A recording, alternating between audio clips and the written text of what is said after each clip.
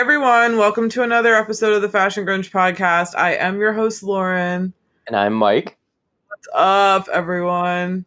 How is everyone doing? I hope you're doing great. I hope you like and subscribe, 5 stars, all that fun shit on Apple Podcasts. You won't regret it. You won't regret it. We are talking about Scream 2 today. I'm so excited. This movie is like probably one of the best sequels. Honestly, yeah. I mean, it makes fun of it, like it's a satire, but it's on a different level. It's amazing. I love the whole series. I know, Mike is a huge Scream fan. Yeah, I honestly have the costume right behind me. Getting ready for Halloween. That's literally terrifying. But wait, what else have you been up to before we get into Scream? Have you seen anything cool? Last time we talked about The Faculty. So, have you seen anything cool since we watched The Faculty? Well, I restarted The Strain. Finally. About this a few months ago, yeah.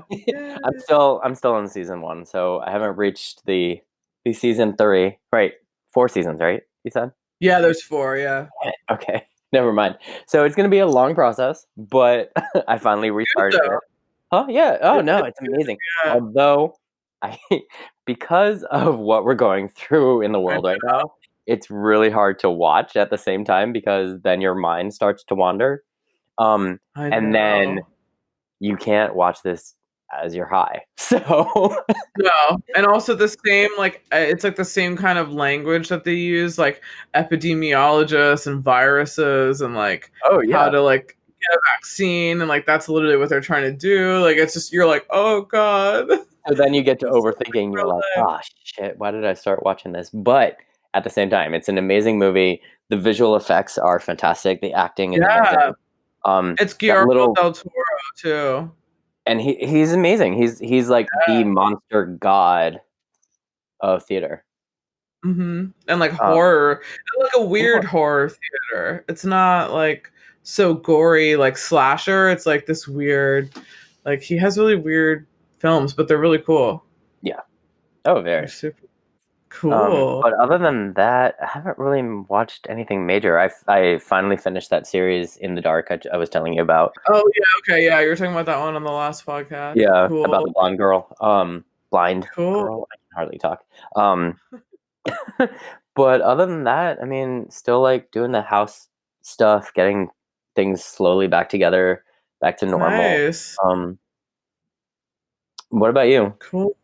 I don't know. I guess a lot of the shows that I'm watching now are actual serial shows. So it's like old days where each episode I have to wait a week. So I'm still watching a lot of the shows that I've talked about. I feel like I don't want to talk about the same shows that I watch. I finally watched All the Right Moves with Tom Cruise in 1983. It's like a really old football drama that he was in with Leah Thompson. Did you get to see his penis? No. Not at all. This is the reason why I'm bringing it up, because Tatum brings it up in Scream 1 when she's going to pick up Sydney, and Sydney's all freaked out because she's had that weird encounter, and she's waiting for her to pick her up, and then she's like, hey, I'm going to stop by the video store. What about Tom Cruise? All the right moves. If you pause it at this right point, you can see his penis. And then she's like, liar. Yeah, she's like, okay, whatever, Tatum. So then she obviously we never see any more of that. So I saw that it was on HBO Max this month or whatever, and there was new films, and I was like, oh cool, it's Tom Cruise. I like Tom Cruise. This was after Risky Business, so I was like, oh, this should be cool. It's a really super I don't know, dramatic football movie. So it doesn't really have, I mean, it's pretty predictable. It's very much young boy, small steel town, football's his only way out. Is he going to get this scholarship? Yada, yada. Then he has a girlfriend and stuff like that. But, yeah, I mean, it was cool. I don't really need to see it again, but it was cool. He's a good actor. Young Tom Cruise is so different than now. So different. The roles that he did and stuff, they're so different. He did some really cool things, like Rain Man. I mean, he did some really cool things in the 80s. I totally forgot about Rain Man. I like 80s? Was that 80s? Yeah. Yeah, I think so. Yeah, he's done some cool things. Cocktail was an amazing movie. Yeah, that was pretty cool. Yeah, so I think everyone who watched that wanted to become a bartender shortly after. I know, yeah, 'cause he was really good in it. I don't know how he like learned to do all that, but Oh yeah, and now I he's guess like, that's all I can think about is just Mission Impossible. all Mission Impossible, Yeah, yeah. Or like Jack Reacher, which I have never seen the I've never films, seen but I've that. seen the ads. It's kind of like a John Wick thing, like assassin guy, but it's not. It's more like grounded in reality. I think. I think he's like an ex cop or like PI or whatever like that. But yeah, I haven't seen those. But yeah, Mission Impossible. All he does is like just do crazier and crazier shit. Yeah, Like every movie, it's like he's jumping off of a jumping bridge out and of a he's like, plane or yeah, he's doing helicopter. crazy shit now. I think he's doing it now. I think he's probably filming it. Who knows? Another one? Uh, yeah, I think so. Jesus. I think I saw something where they're like, so yeah, that's why I watched it in relation to Scream One.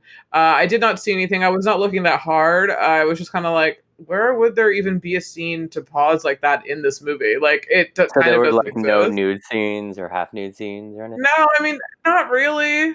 I mean, it wasn't like, yeah. I mean, I guess, but it wasn't like really dramatic. I guess as dramatic as I thought, Maybe because that's why. maybe it's because the '80s. Now we have things that are so much more explicit that I was like expecting like a big reveal, and I was like, oh, okay, Maybe that's why Tatum, cool. uh, Tatum died because she lied.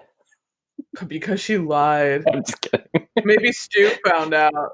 Stu was like, "You fucking bitch! You're such a liar." Yeah, and apparently Stu makes a cameo in the film at like the party, right? Like And the Scream 2, yeah. yeah, He's uncredited, but you kind of actually funny. can pause the movie in just the Oh, right shot, and he is like between the head of Sydney and I can't remember her roommate's name, Hallie. oh, Hallie. Yeah. Yeah, because they're talking to Portia de Rossi's character and Rebecca Gayheart, and Oh, he's like he's like bro hugging somebody, and you pause it just right, no and you like way. see his like because he's got like that wide So tall. teethy Yeah. smile. Yeah, you can see it, and you're like, he's back from the dead. Oh, no way. I forgot to look for him because you told me that he was in it, and then I forgot to look for him Well, because when I I was had watching. originally I had first mistaken him for somebody else because they, how like the girls enter through the front door and then they go into the back patio. I Yeah. thought at first I saw another guy that looked like Stu, but I was totally wrong. He's outside. So I was Oh. like, oh, interesting. Oh, But yeah, weird. Okay. huh? I said, oh, that's so weird. Yeah, but I'm such a nerd, and I love the lengthy list of characters or actors and actresses in this movie. I Like Nev know it's a Campbell is back, lot.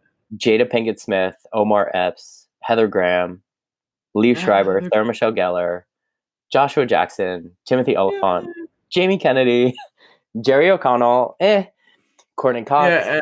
um, Laurie Metcalf, which is amazing. I know. I love And her. Jackie from Roseanne. Yeah. Um, Rebecca Gayheart, Portia de Rossi, David Arquette, Tori Spelling, of course, I know. um, I love it. which is amazing. She got hired just because they mentioned her in Scream One. No way. Yeah, Really? when Nev Campbell was like, if anything, in my luck, they would cast Tori Spelling if they made a That's movie right. about. Yeah, That's why they got her? yeah. They called her agent, was like, you need to do this now. Oh my god. Yeah, and I mean, she's in it for less than 5 seconds, but still, it's cool. And And Luke Wilson Luke too. Wilson. I was gonna say Luke Wilson plays Billy. He plays Billy Like, in the yeah, like Stab the movie. Billy Yeah, character, yeah. It's so and funny. Selma Blair. I mean, you don't see her, but she's on the phone call with Buffy's character. Oh, that's right. Yeah, you said Yeah, that. um, which I But then thought was when the girl comes in, the girl that comes in that like I thought was supposed to be her, but it's not. I guess another sorority girl who like comes in when Buffy's on the phone. And then I oh thought it was yeah, supposed to be Selma Blair because she kind of looks like her, but it's not. It's just like another girl who like is there. I thought it was the girl on the phone, but then I was like, no, she because does look familiar, but I didn't look her up. I didn't look yeah. up the actress's name. But what are your first impressions of the movie? Let's see. The first time I saw it, I pretty sure I got one of our friends' moms to take me to see it in the theater. Yay, mom story. And yeah, and I think it was like one of our friend I think it was Carolina's mom, I Oh yeah, think. It wasn't my mom, but I remember the whole time watching it, had this like huge silver coat that I used to wear, like one of those Puff I Daddy remember coats. that one. Yeah. And I remember putting it over because it came out in like December, so it was like wintertime. I remember like putting it over my eyes and like watching it, like peeking up because I was like so Oh. scared. But we were like what, like 14, like 15, Hmm. something like that. And then I remember it was just like it was super packed. I remember the theater was crazy packed because it was like obviously a big Oh deal. yeah, opening weekend Um was just like crazy. yeah, it was insane. And yeah, that was like my first impression of it. Like I saw it a really long time ago and I've seen it a bunch of times since. It was like always on TV, like on Hmm. Fox, you know? So yeah, I've seen it a fair amount of times. And now rewatching it, it's just really funny. I didn't realize like how much funnier this one was than the first The one. I first mean, one, yeah. the first one is really funny too, but this one's really funny, and you can tell like this is totally the style of writing at the time. Like Kevin Williamson wrote this one too, so it's super Dawson's Creek, super like teen drama. Like they're all kind of written in the same way. Yeah. You know, like it feels like a Dawson's Creek show, Oh, like a definitely. Dawson's Creek episode, you know, like the way it's written. And then I was like, the first one was very high school. Like Scream was all about like taking place in a high school, and this one is obviously like the college campus is like the main character for this one. So it's like we've got it all like collegey. Like we've got the sorority, we've got the frat, we've got the dorm. We've got the cafeteria, the library, like all the locations are very like on campus. They're Hmm. never like in the city or like the town around the Yeah, campus, which is other than the very first scene, that's a yeah, yeah, yeah. But that I think, oh, that's right. That's supposed to be that's right in the same town as the college because they went to that Mhm. college. Yeah. Yeah, So the that first and scene's that in the theater. Rialto, yeah, and that Rialto is like the same theater in Dawson's Creek. It's called the Rialto, Oh and I wow. think that's the same one. They probably filmed. Did they film it in Wilmington or part of it? Shoot, I forgot to look Do that you up. know? Did they? I I don't know if know. they said it. Mike did all the I behind the scenes research for this one. I or was I like, tried. I know that like, it was supposed to be in Ohio, but they filmed in Los Angeles and Georgia oh, you're right. Yeah, Atlanta. Well, that looked like and maybe one other. yeah. Well, it looked like the outside, but it could have not have been the one from Dawson's Creek. But I know the Rialto is I the name of the theater. professional here, big professional here. I didn't write um everything that I saw on the internet, but Oh yeah, no, that's totally cool. yeah. Well, no, that's good though that we know that because oh yeah, and also if you want to watch it, it's on Tubi for free, like tubi.tv. It's like a website where you can just sign up and watch movies for free with ads, but they're Oh, not cool. edited. So yeah, that's how I watched it. So Oh, gotcha, you gotcha. can watch it. Yeah, like people can watch it. Well, because I remember two used to be on Netflix, and then now it's just Scream, the MTV series, which is actually pretty decent. And then Is there's like, it? yeah, it's actually pretty good. And then there's like Scream 3 randomly. Oh, the third one, yeah. The third one I've only seen a handful of times, but it's not the best. Yeah, The fourth one is it's actually not rough. bad. It's all right once you get past the long ass intro because it's like a movie within a movie, like Yeah, that's what it keeps. four times.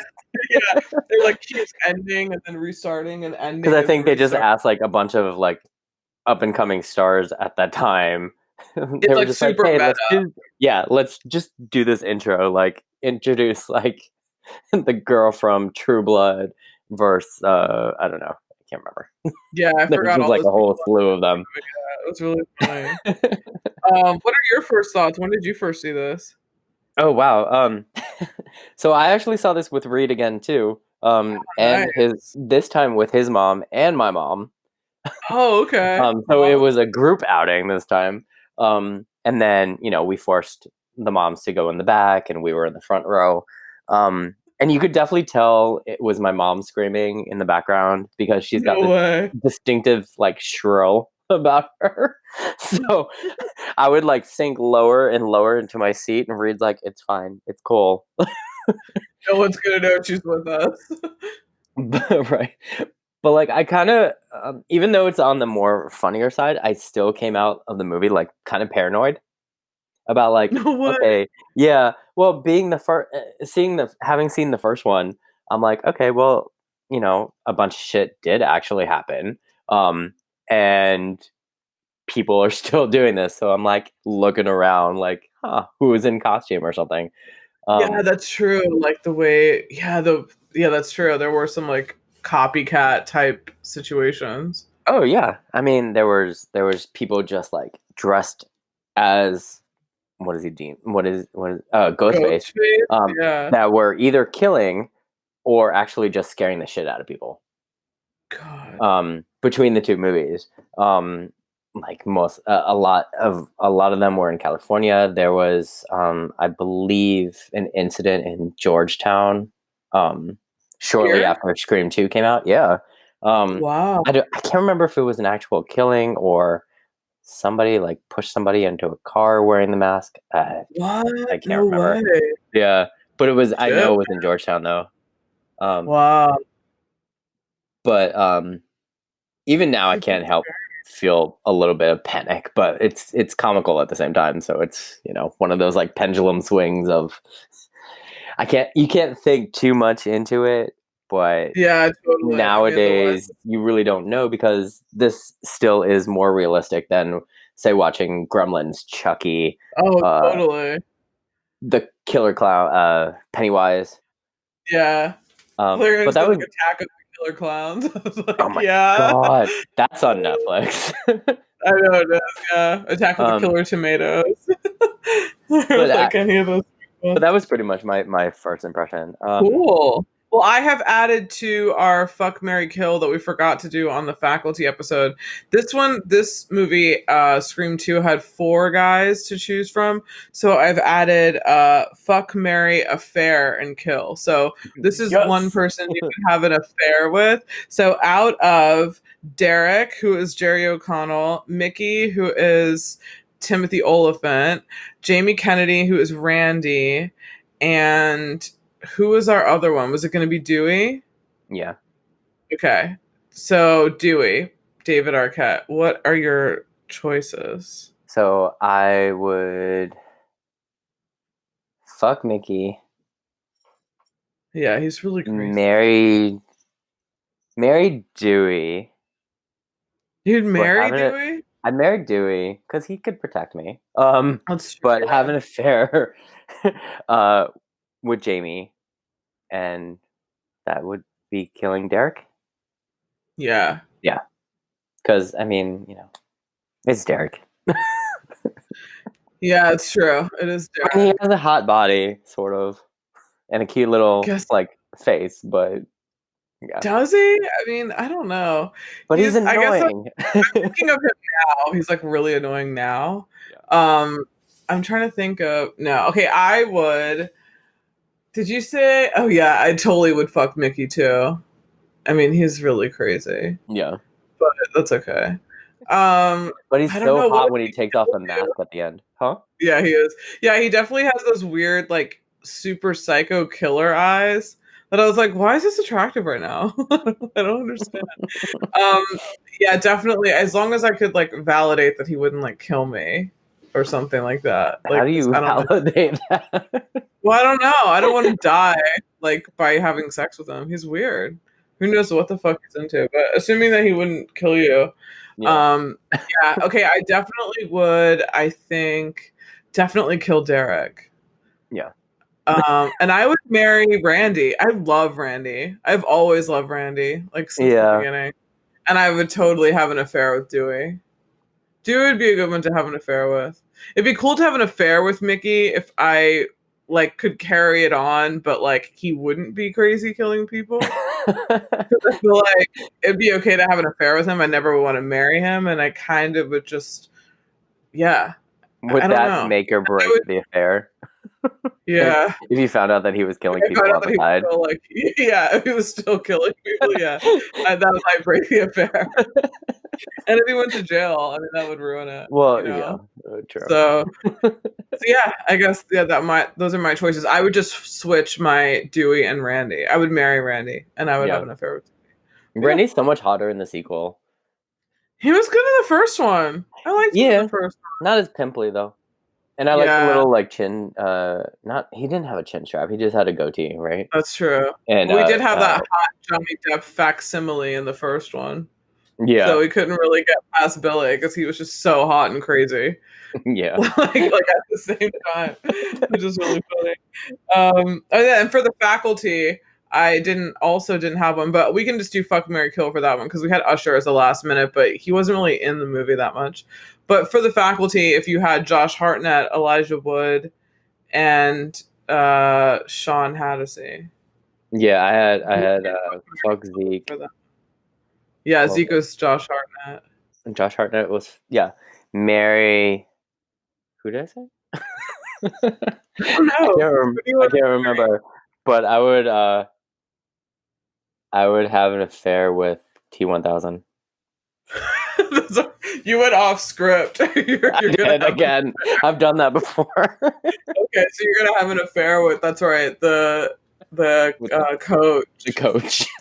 Yeah, that makes sense. I would totally marry Zeke. Yeah, Sure. Yeah, he's really smart. that's true. He just isn't like smart within the confines of school. So like that I feel like in reality he'd be fine. He'd be just fine. So yeah, and Elijah Wood, yeah, he wouldn't register. He wouldn't even get on that list. It Just would because you have to think he's be like forever immortalized his yeah, 12-year-old. he's just so young. Yeah, he just looks way too young. Sean Hattasey, I would probably just bang, I guess. Yeah. He's from near us. He's from Frederick. It's kind of Oh no shit. yeah, it's kind of funny. But yeah, what's your behind the scenes goss? So in no particular order, Kevin Williamson already had the idea for a second and third installment while writing the end of the first one. Um, and then Hey. shooting for the sequel began shooting just only 6 months after the theatrical release of the first Scream. Um, he he then kind of pulled a Marvel, which I call, where like if you're in the MCU and you're acting in it, they don't tell you or they don't release you certain pages of the script until like the day of the shooting. Yeah. So they didn't. Wes Craven and Williamson they were sworn to secrecy to each other that they wouldn't tell certain actors of like certain scenes that were coming up, so they could be like in the moment.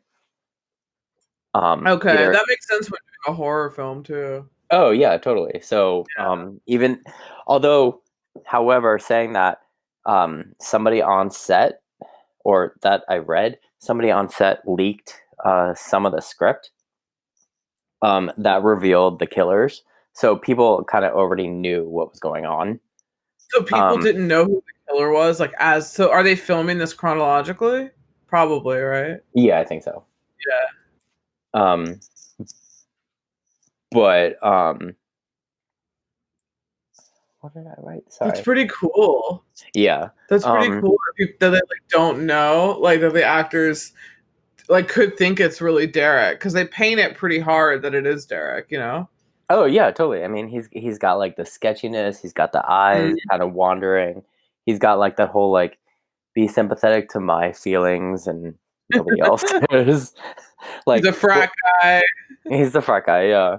The other notes that I have is the striped sweater in the dorm room Oh, I was gonna in say the second scene is that. very Freddy Yeah, Krueger ish, which was it is. also written by Wes Craven. Yeah, I It's was not gonna the say that exact did like look good. red and brown sweater, but it's very reminiscent of it. Um, and then Cool. most of the college scenes were filmed in an all women's college in Georgia called Agnes Scott College. Oh wow, okay. Um, I mean, there were some other places that I didn't note, but that was kind of cool to me. Cool. The actor But who it played, seems huh? oh yeah, go on. I was gonna say, was there any drama between the actors? Probably not. Not really. I mean, They all worked Sarah together Michelle before. Gellar and Jerry O'Connell were dating during the time. Um, Shut up. yeah, but it was Where's interesting because the year Who did she get before with that was Freddie? 2000. Oh, Yeah. okay. So this So was it was so I don't know like because what was it? A year before they did I Know What You Did Last Summer, right? yes. Or like But isn't that where years she met him? that's where they met, they were flirtatious back then. Oh, but they didn't date. But I don't know if Sarah and Jerry were dating the year before. Does that Oh, make sense? okay. Yeah, So, yeah. but yeah, they started dating in 2000, and obviously they're married. They've got like 2 or 3 kids. They've Yeah, they're done super cute. they've done movies together, like the Scooby-Doo series, the Yeah. live action ones, something like that. With also Matthew Lillard, another Scream connection. Hmm? Oh I yeah, said yeah, yeah. also with Matthew Lillard, who's another Scream connection, but he was in the first Scream. I actually just recently saw this. Reese Witherspoon and Alicia Silverstone were considered for the role of Cece No before they way. Could settled you? on Michelle Gellar. Yeah. Oh my gosh. I always heard, or I always thought that she wanted to play that, but maybe not. That she wanted to play that character. I might be just getting it confused with Drew Barrymore, who like didn't she want to do that opening? She wanted for the first one. Yeah, Yeah. but the second one, did Buffy didn't she didn't want to do this, did she? She didn't No, go out she for just she the role? she actually I don't know, she didn't say that she wanted to, but she never actually read the script. Oh. So it was apparently like on the fly recording. It's in my favorite scenes. I love her scene of Oh, I do too. Cece. It's Yeah, very it's very good. Buffy. Yeah, it is. It's very Buffy, but very not Buffy because Buffy would have hauled ass and like Well, that's kicked true. his ass out of Yeah. there. So it's like I love that she's like so helpless, but in reality she'd be like hauling ass, clearing that whole house in like 30 Why do you seconds. She always would have. answer a question with a question? I'm in question. I know. It's like Giles. It's Yeah. like she's talking to Giles. Like you're so annoying. Leave me alone. It's really funny. I just have a couple more. Oh yeah. What are the other notes? The little dog that runs out of the house with everyone at the sorority party to I check didn't out see that. Michelle Gellar's death scene. That's Uh-huh. Liev Schreiber's dog. Oh no way. Yeah, he asked Wes Craven if he could be in it, and he was like, "Well, yeah, if he can get his mark right." Oh. Yeah, it was really funny. And then, oh yeah, I have this one too. Is between Scream 1 and Scream 2, Courtney Cox's picture was released online as nudes, but they were fake. So that's why that actual those lines are in Scream 2, where she's like, "Oh no, it was my face, but Jennifer Aniston's body." Yeah, I remember when those like there were like nude photos that leaked and stuff. I actually never saw those, but yeah. I never saw them, but I remember hearing that theirs leaked and like Brad Pitt, like his leaked too. Oh, like for a real? lot, like in the 90s, yeah. But like I remember when people were saying that like there was a nude photo of him out, but like we didn't have the internet, so it was like, how would you see it? You know what I mean? Like it wasn't in a magazine, so it was like, yeah, how would you see it? I remember hearing like rumors, but obviously never saw anything. But it was interesting. It was, I mean, at the time, I'm sure very shocking and sad for what she was going through. But then to have those lines in the film was totally interesting. It was funny. Hey, okay, we're back. We took a pause. I got some more coffee while we took a pause. So that was cool. We don't. Good. Yeah, I made a pot, so I'm probably going to be up. And the next film I'm reviewing with Jai is Fight Club. Yes. And we're doing like this crazy deep dive into like the philosophical nature of Fight Club and like looking at all these different opinion pieces of what it meant to these like men who like really identified with it. Oh wow. In like a really strange way you're going in. Yeah, we're going pretty deep on like kind of examining it from like a different 20-year later perspective. So it's pretty interesting. Very cool. Yeah, so maybe I'll watch it for the first time during this rewatch. I'll probably watch Fight Club tonight because I'll be up all night, and then I'll probably go into and then then take notes. Are you drinking that whole pot by yourself? No, not an entire pot. Jesus. Just 4 cups. Your mom's gonna have to take you to like the hospital. The second. Oh my god, no. Please no, don't say that. No. No, I did eat, so Good. Okay. But I'll just be up for a while because I was like, I don't want to fall asleep during the podcast. Not that I would, but I mean, I'm really paranoid. I'm really paranoid about being really tired. So I was like, oh shit, the audio's acting weird. I can take this opportunity to pause and then come back and get and just get another cup of coffee. But yeah, let's move into the story and the plot point. So Scream 2, dun dun dun. We open to like Jada Pinkett Smith, or was she Jada Pinkett at that point? She was Jada And Pinkett. Well, now are they divorced, right? So now. no, I don't think so. I think they're still married. Oh, I thought they were having trouble in paradise. I think they were, but I think that also could just be like for press. Oh, gotcha. Because nobody talks about them. Like everybody was talking about them for like whenever that time that everybody was talking about them was. Oh, gotcha. Oh yeah, and now it's kind of like she's Jada Pinkett Smith. Yeah, okay. So then her and Omar Epps are like this random couple just out for like a movie at a night, like a Friday night or whatever, and it's fucking Stab. And Stab ends up being the movie made from the book that Gail Weathers wrote about the first movie. Cha-ching. Cha-ching. And how meta is this? Already we're super meta. Like we're in a movie watching a movie about the other movie. Love it. I geeked out. I was like, yes. It's pretty great. I wrote the recreation of the opening scene of Drew Barrymore's death with Heather Graham, which was pretty awesome. Yeah. I wrote, oh my gosh, it's so bad when she says that line, I don't know you, but I dislike you already. I think I even snorted out loud. I was just like, really? And that wig. Come on. I know that wig, yeah, it was pretty bad. Drew Barrymore's wig was pretty good in the first one. That was a wig? Like, that wasn't so bad. Was it a wig? I think it was. Oh. Right? Or do you think it was her hair? I actually... Well, if I'm comparing...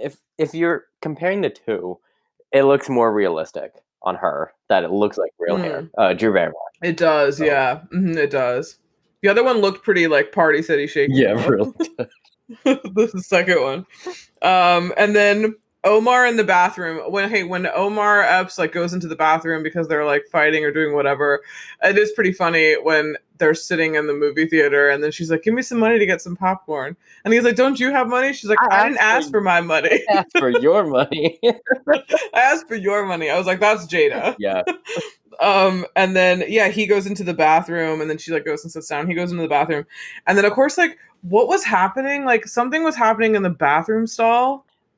I think whichever killer it was, be it Mickey or Mrs. Loomis in the bathroom at the time, no one knows. It has to be Mickey, right? I was trying to turn up the volume, but it just sounded like a fake makeout session. I should have put the captions on. Oh, the closed captions. Smart. We're terrible podcast reviewers. I'm gonna do that. Yeah, but yeah, we'll come back on the next episode with the beginning talking about Scream 2. The actual script, that would be amazing. Yeah, I should look it up as you're talking. All right, I keep going. Yeah, but yeah, set up this death scene. This is Omar Epps like walks in. He like listens in to the next stall because he's like, oh yeah, it sounds raunchy or whatever. All of a sudden, he's like, yeah, that's what I thought. Fucking ear. I can't go into a bathroom without looking behind me, like in a public bathroom. I'm like, that's to this day. I'm like, nope. Men's bathrooms just sketch me out. Yeah. What are you doing in a men's general? Bathroom? No, I'm not in a men's bathroom, but I am very sketched out by a men's bathroom. Like just the concept of urinals, I don't know how guys do it. I really don't, but it's just weird. Yes. And there's some that are like there's like 8 on the wall and like you kind of have to go like one, you have to space one, right? Like there's like an etiquette involved. Well, there's like a basic rule, right? In certain bathrooms. Okay. In certain bathrooms, there's a stall and then the privacy window and then a stall. Oh yeah, that little like yeah. Some are just like we don't give a fuck, whatever. And then it gets worse, where it's like highway stop bathrooms. They use like a fucking trough, so there's no privacy whatsoever. It looks like a fucking bathtub, and I'm like, y'all just peeing in a bucket, like a coven, just. I think more goes on in a truck stop bathroom. Well, yeah. Don't even peeing in a bucket. On that one. I've seen porn with that one. The drug stop bathroom. Oh god. But yeah, no, men's bathrooms are dirty. Anywho, So yeah, we don't really know what he said in there. I'll have no, to do some deep diving and find a copy of the script or something yeah, and see what it says. So then he leans his ear over, being like, "Yeah," and then boom. First of all, he gets shot with an ear, not shot, like stabbed through right. the ear with this knife.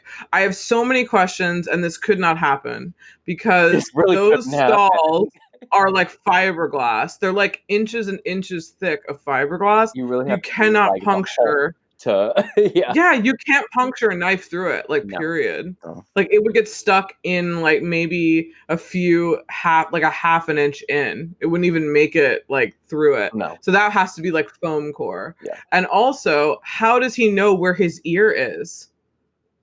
Like, how do you right. even know, like, that you're even gonna get his head? Maybe he wasn't aiming for his ears.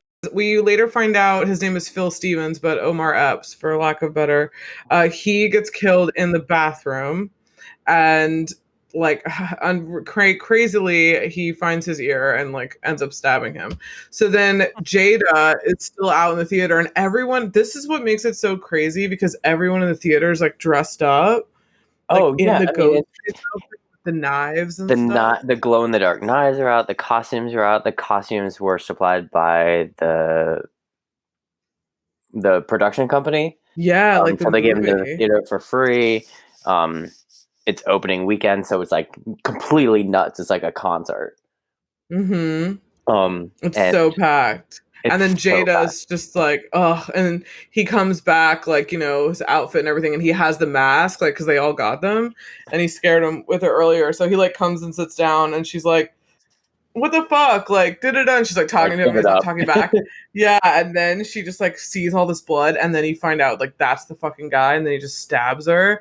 And then she's like, oh my God. She's like running, like not running, but she's like in the theater, and nobody believes her because it's like, you just Yeah, don't know they if all it's a think it's prank part of for the the show. movie. Yeah.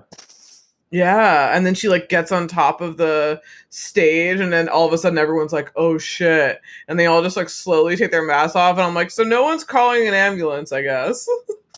I guess Right, we're all exactly. just watching this happen, just like in slow mo. Like everyone's just like, "What?" Like, whoa! Oh yeah, And I then mean, boom. yeah, and that's the intro, and it's like, I read something about like it was 12 more minutes longer than the first scene with Drew Barrymore in the first. Was it? Yeah, like Yeah, there 12 was or more 15 minutes dialogue with over. them. Yeah. But that's when it becomes real for the audience because they're like taking off their masks and they're like, "Holy shit!" But Yeah, they're like, "Wait, yeah, this isn't in the like film. Like, this is her something real." screaming, her wail is like ridiculous.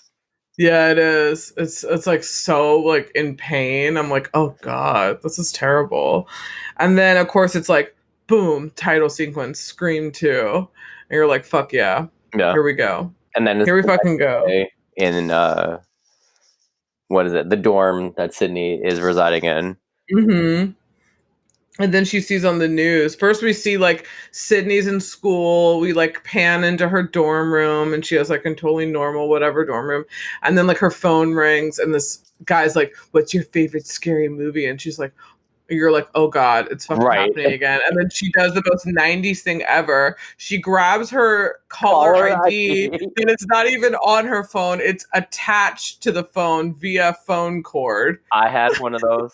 I totally did too. That was one of my 90s moments. It's always technology that she actually had a separate caller ID, like, because that's how you got them at first. They were I like just a separate thing. even though you can't see the guy, like I just love that interaction because she's just like calling him out, and he's like, "Holy shit!" And Damn. she's like calling him out. This is a what did she say? Something She's like, this is a like, a violation for like, violation. you know, federal code, blah, blah, blah, blah. Like, you know, you can go to jail or like a fine. And the guy's like, oh shit, and like hangs up. I was like, oh God. And then of course is when you see on the news that like Hallie is her sassy black roommate. Sassy black Of friend. course, yeah, again, another trope that God, please just give us a real role. Why do we have to be cameramen and fucking roommates? Like, Yeah. she is in the film? I have to say though, she is in the film a fair bit, Yeah, which is totally. good that she didn't get killed off that early. But yeah, but Jada was pretty good as like being the couple that obviously would get killed first. But it I was pretty wish like good. Ali. I wish the actress's name, who I can't remember, but I'm going to call her. Oh, Elise Neal. Yeah, I wish her and Jada would switch roles, and Jada was like the college roommate. Oh, that would be cool. But I feel like Jada looks older. True. She like looks super mature for some Yeah. reason. Like she just looks like she would be like 21 or 22 and like out of school, and they're like 19. Like she would look weird being a roommate with Neve Campbell. She'd be like I feel like the den mother, or yeah, whatever she you call would. him. She would be. She was in a different world.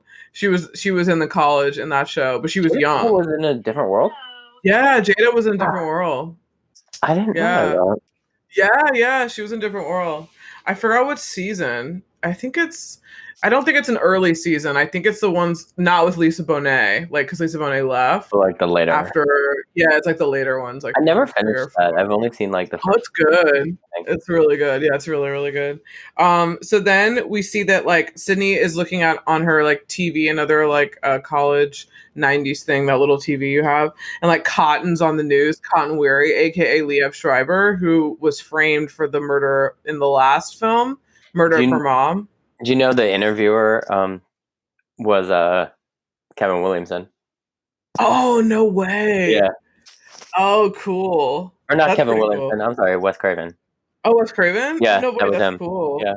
And during watching this during the news, she finds out that these 2 kids who went to her college have just been killed at the theater for the movie about her life. So she's just like, oh fuck, like this is crazy. And then I think she's like, I gotta go talk to Randy, because like Randy goes to school there too. So she's like, I gotta go talk to Randy. Like obviously he's been through this. So then we cut to like one of my favorite scenes in the whole film, and it's Randy's film class, and it literally has like Joshua Jackson, Timothy Oliphant, Sarah Michelle Gellar. Is that it? As far as those are the main ones, yeah. Which is really cool. And they're all just talking about different films, and they're talking about sequels, which is so meta because this is a sequel. Yeah, I love it. Yeah, it's great. I love how they nod all this. I love that Randy's kind of like the cinephile, like of He's the epitome group. of just like the all-knowing everything about movies to everything, and he's just now like Mickey's quoting. Close. Yeah, now Mickey's a close second because we just meet Mickey now. So he's like this like film student who's like really, really into film and like knows all this stuff. Same with Sarah Michelle Gellar, and same with Pacey a little bit, Joshua Jackson, which it looked like he stepped off the Dawson's Creek set. Like, it's just like, hey, I'm going to work next door. Yeah, right. I think it was like right before Dawson's Creek premiered, so I bet you he was taping the first season. Or like the first episode. Was that 90? Because this came out in December of 97, and I think Dawson's Creek premiered in January of 98. Oh, that's right. And I think like he probably had just filmed like the first few episodes before it went on, because he looked exactly like he did in the early season. He looks 12. Yeah, he looks so young. And then I said, ew. And then, okay, we come out of film. Like, she's outside film class waiting for Randy. And Randy's like, they're all like, oh, God, you're never going to get her. And she's like, yeah, whatever. He's like, yeah, whatever. Maybe I'm going to get the girl. And then he comes out. And he has that really funny, like, British accent for, like, 2 lines. People get framed, maimed, murdered. Yeah. Yeah, she's like, come on, Randy, I'm freaking out. This is about our life and people died. And he's like, no, it's not. It has nothing to do with us. Like, just stop trying to find things like to like be, upset about. Yeah, hell yeah, I'd be mad paranoid. And then fucking Vanilla McVanilla Farm walks up, and it's fucking Jerry. Yes. Vanilla McVanilla Farm. I love it. He walks up. And it's fucking Jerry O'Connell, guys. And his name is Derek, and that's her new boring ass boyfriend. He's got like the reddest cheeks I've ever seen. Yeah. Was he married to Rebecca Romaine then? I think he was. He was married to her for Yeah, like a really long No. time. He was dating freaking Sarah Michelle Oh, you're Gellar. right. Okay, when did he marry Rebecca Romaine? I Let's think like Google. 2005. Oh, 2007. Oh, She was married to what's his name? Stamos. That's who I'm thinking yeah. of. This is who she's married to now. She used to be married to Stamos. That was 98. Okay, sorry. Got the wrong guy.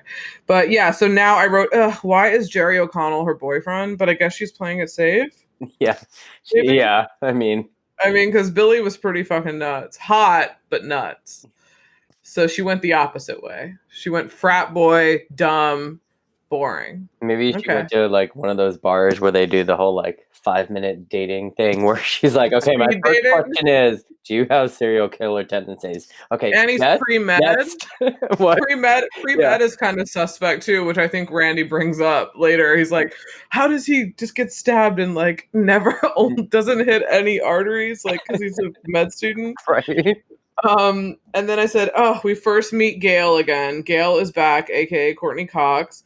And then she meets the local reporter, Debbie Salt, who's like super in your face, like really gutsy, really kind of like busybody local reporter. And she's like, oh my God, I love you. I loved your book. I like want to be just like you. Yeah, And I think it's idolizes like, Gail. yeah, Yeah. super like tabloid. She doesn't blink. Definitely later she doesn't blink, but she doesn't I really know her blink. eyes are forever like glued open. It's so crazy. And then we meet Portia de Rossi and Rebecca Gayheart as like these super dumbass sorority sisters that literally pop in and out and could be anyone. And they literally just come in and out. And then I wrote, Dewey came back. Dewey's here, checking up on Sydney. I was like, they all have red brown hair. Was there a special at the hair salon? They all got like this reddish brown tint on their hair. I think it was Gail's was more red though. I think like back then, and correct me if I'm wrong, but I feel like the two main colors to get to be like quote unquote edgy were either like blonde or red. That's true. That's very, very true. And then we get probably one of my favorite scenes, like the Gail Cotton Weary ambush. Oh my god. When like Gail is talking to Sydney and she's like, oh my God, Sydney, like, I want to hear what you have to say about this story. And punches her again. Yeah.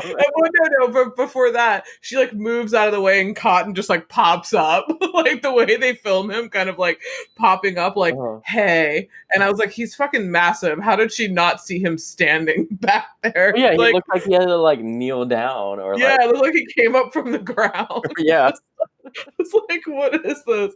And he comes up and she's like, what the fuck? You're fucking ambushing me. And then she's like, please share with us. I'll share with you. And then he punches her again. Bam, bitch went down. Bam, super. Which is so awesome. And then I said, of course. So she's like, no, get the fuck away from me.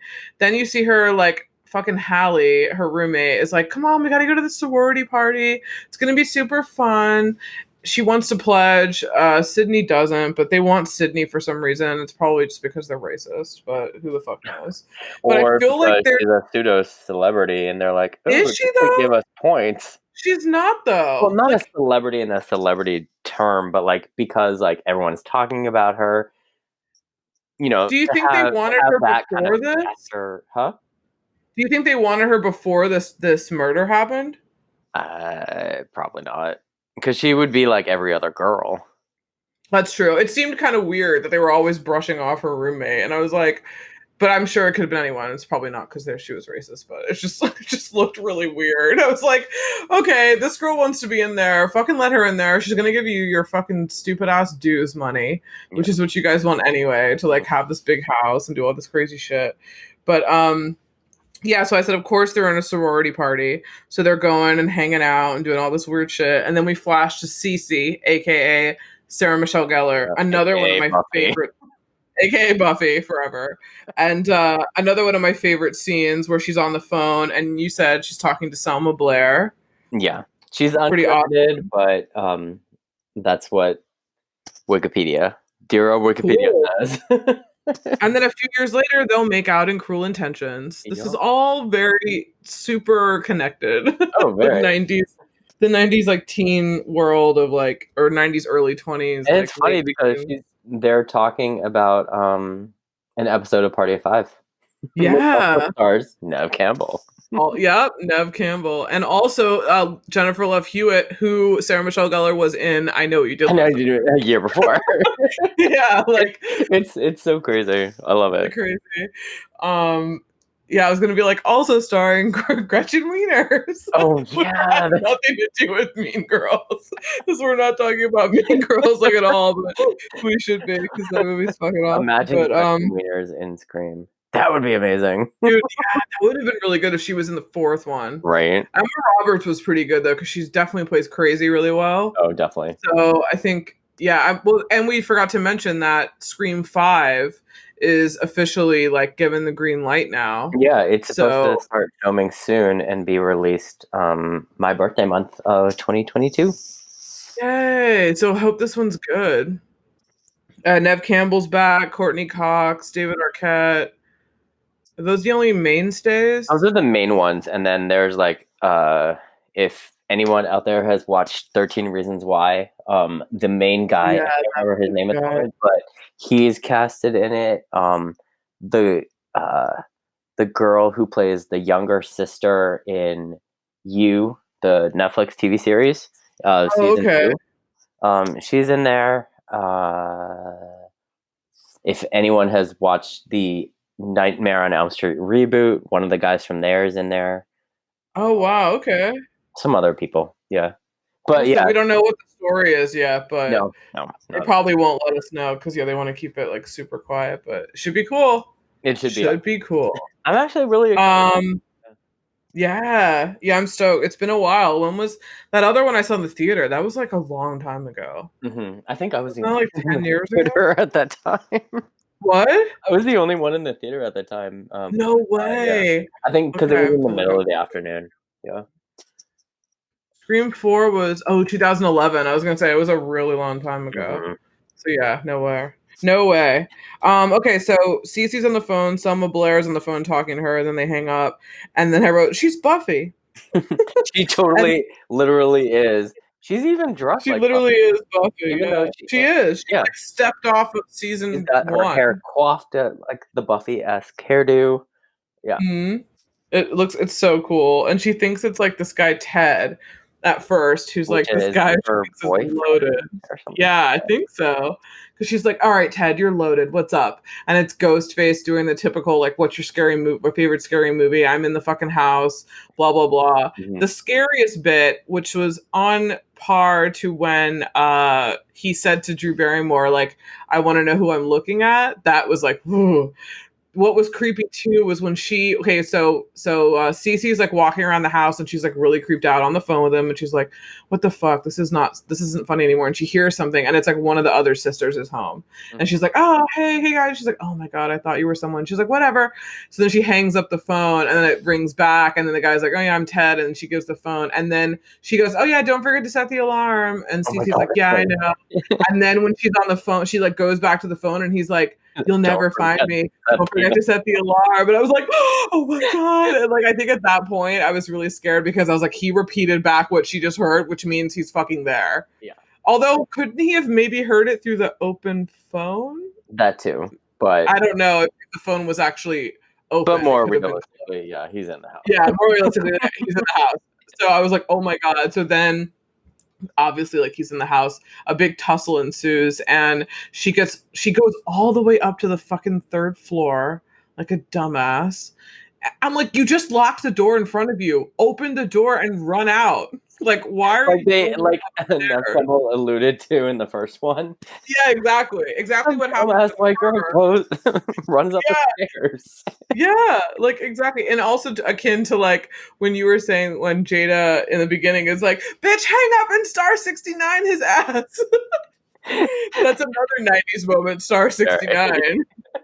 I mean, it still works, but why I think it bother? charges you like $5. I think it charges you like an obscene amount. Oh, they like, charge you now for it? What? I think so, yeah. Same with like star 67, like when you would use it to block your number before you would call. Oh, I never. You do like star 67. No. Oh, you never do? Yeah, you do that and they charge you too because they block the call. Oh. Yeah. So yeah, Buffy ends up getting, or Cece ends up getting thrown out of the fucking she gets stabbed and then she gets thrown off the like balcony of the third floor, and And then I'm like, oh my God, I'm like, this fucking sucks. And then we go to see like the party that's going on down the street, the sorority party that Sydney's there, Hallie's there, Derek's there, Mickey's there, Randy's there. So like they're all there. Stu is there, right? That's what's He's apparently, I guess he was just hanging out on set, and they were like, yeah, whatever, we're not gonna focus on you because you're supposed to be dead, but it's so you should cool. be I there. love it. Yeah. And this is when we see like Mickey hit on Hallie. And I was like, Hallie, why are you not Really going hitting for on her, this? though? Is he What? really hitting on her though? I think kind of, sort of. I think he would go for it if she did. And doesn't something happen later where they're like together? Like he does something. I think she was just been chased, and she like sees him, and Hallie like goes to Mickey. It's kind of unclear, but I was like, Yeah. he's like, come on, will you dance? And she's like, no. And I was like, oh, he's like, oh, come on. And she's like, no. I was like, what? You should.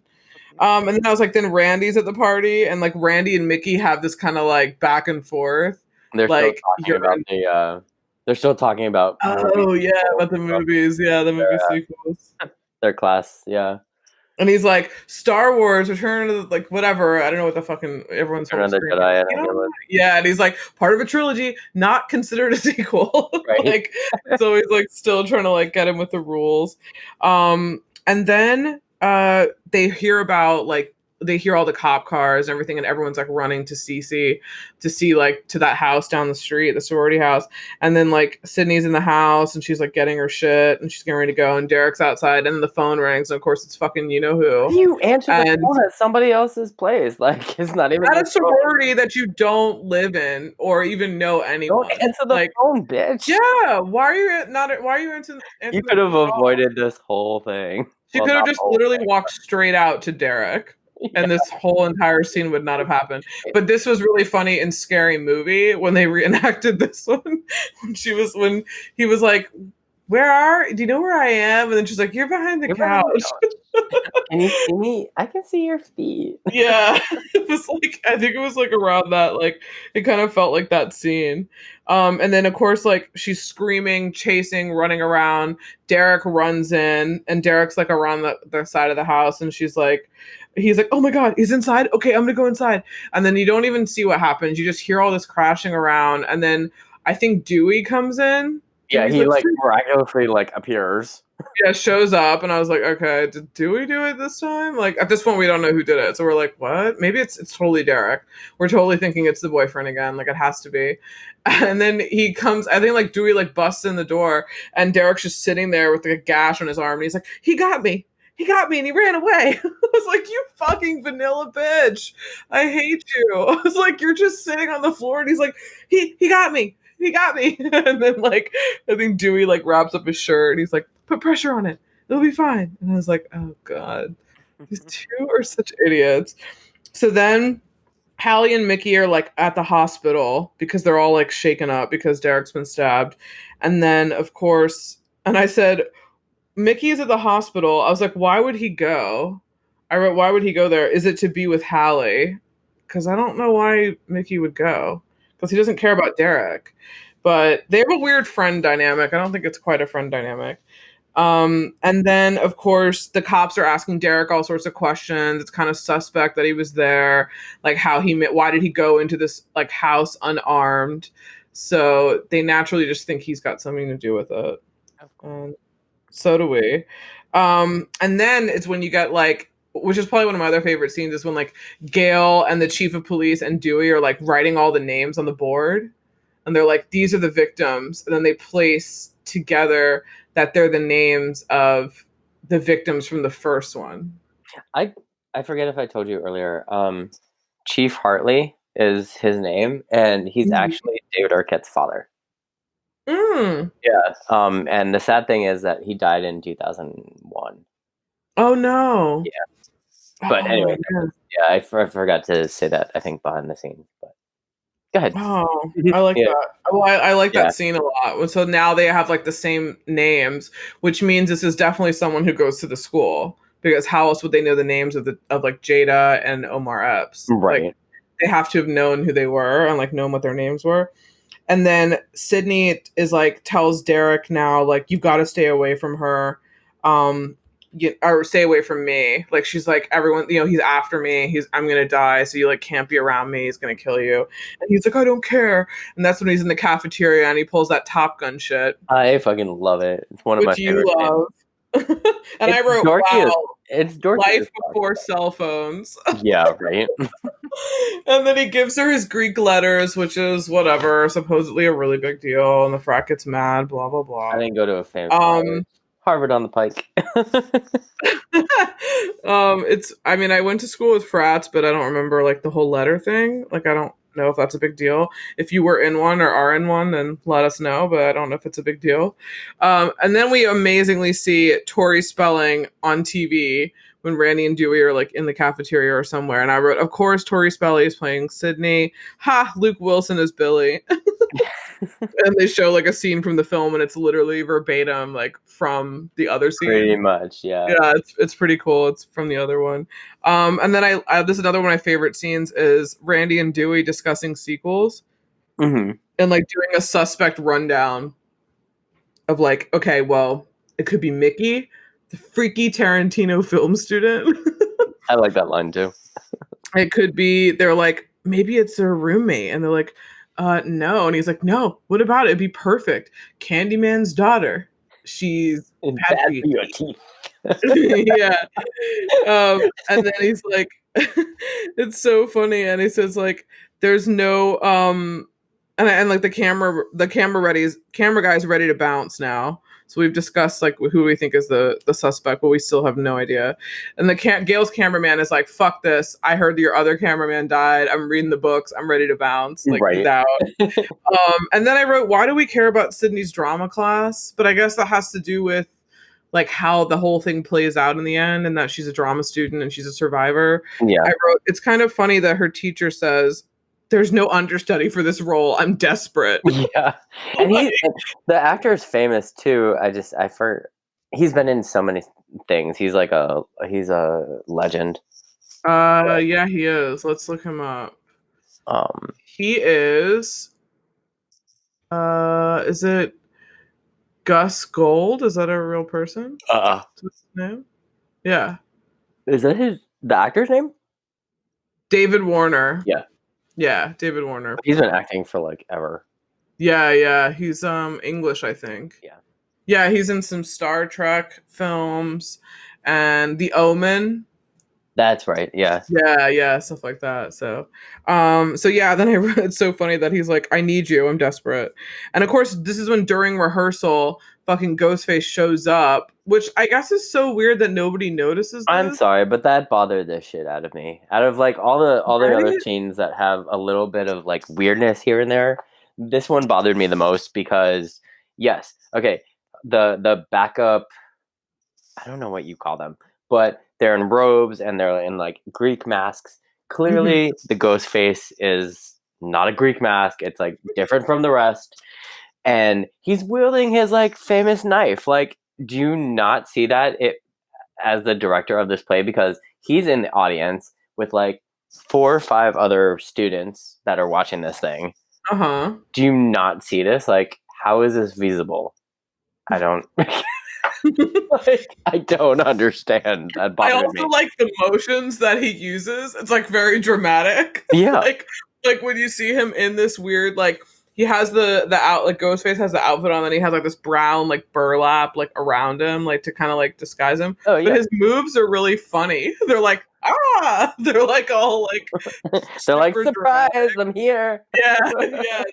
She's just like running around screaming. I was like, oh God. I mean, yeah. It's a lot. So now she gets 2 detectives put on her because she's just like, okay, I'm, like I need the most silent detectives. I wrote seen. So useless. So the most useless detectives ever. This is when Gail makes that great quote about like those naked photos, and she's like, they were like, I think Dewey's like, weren't there naked photos of you leaked? She's like, it was just my face. It was Jennifer Aniston's body. Who also they both starred in Friends. We're probably still in Friends as this was going on. I'm sure. Like the later 97. And then this is when another one of my favorite scenes where the killer, I think, calls, is it Randy? Oh yeah. I think the killer calls Randy. So it's Randy, Dewey, and Gail, and they're all on the quad during the day. And he's like, "Oh, you got the wrong guy. You thought it was Derek, blah, blah, blah." And they're like taunting him. And then he kind of says something where they like know that he can see them. And they're like, "Okay, we've got to scour the quad and look for people on cell phones because there aren't that many." And then they do like one of the rules you really shouldn't do in any kind of scary movie. They all split up. Yep. They all totally split up, and Randy has probably like the best. He's just like, they're like, Randy, just keep him on the phone while we go like look around, and I think like Gail and Dewey stay together though. Oh, that's true. Yeah, it's just like Randy who's like on the phone with him, and then they're going to look. I'm like, he could be on the phone and looking at the same time. Like, so he's on the phone with them, and he's like, "So, what's up?" And he goes like, "Oh, you're like such a fucking loser, Randy. Like, oh, you'll never get the girl because you like, you love. Everyone knows he loves Sydney, and like she doesn't like him like that." And he's like, "Oh, you're fucking pathetic. What, you want to be one of the big boys, Manson, Bundy, OJ?" I wrote that as one of my favorite quotes. And then that's when, and he was like, and then they talk about like Billy. He's like, "Oh, you're talking about fucking Billy?" He's like, "He was a pathetic mama's boy. Homo repressed mama's boy." Yeah. And then all of a sudden he gets like yanked into the van, and then these guys are like bopping around with like a boombox. They're not even paying like, attention to what's happening around them. Not even paying attention. And fucking Randy. I wrote, Randy died. I wrote, no, Randy, number 4. That's the 4th person now who's died. And then I was like, oh my God. And that's really scary when they find him. When they so gut-wrenching. I actually shed a tear. I remember that. I was like, oh my God. I was really scared at the theater. I was like, no, Randy! They got Randy's the best. Wes Craven and others, they got so much flack for killing Randy off. Yeah, he should have been a mainstay. Yeah. I would have preferred Dewey gone and Randy stayed. Yeah. I mean, I just like Randy. Like, I feel like he's really good because he's got the movie knowledge. Yeah. And don't they even bring him up in Scream 3? Don't they like play a tape? Yeah, his on-screen sister shows up at the set of like one of the movie or whatever.